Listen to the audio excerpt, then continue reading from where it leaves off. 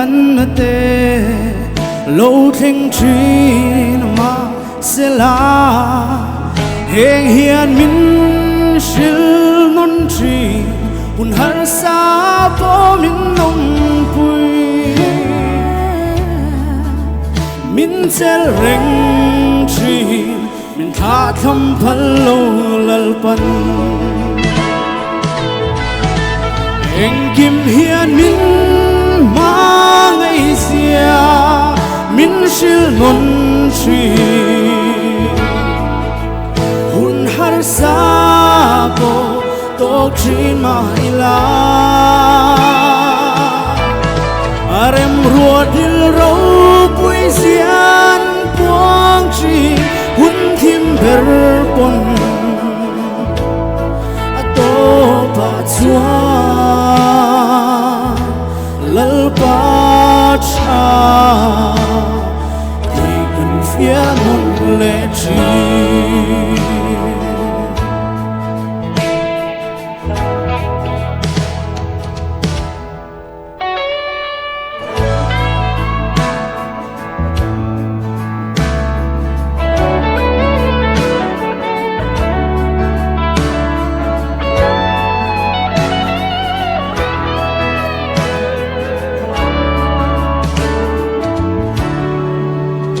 din hun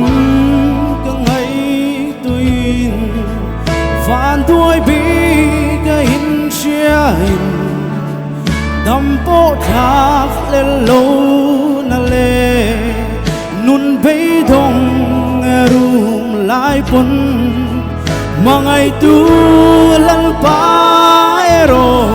kalaka bay dong ai lâu khá khăm lâu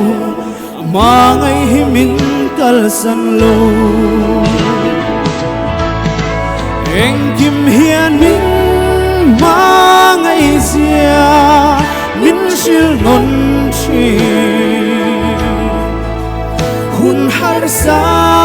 po to chin ma ila arem ruột dil ro pui sian puang chi hun kim ber pon to pa chua lal pa cha ti kan fia non le chi lal pa cha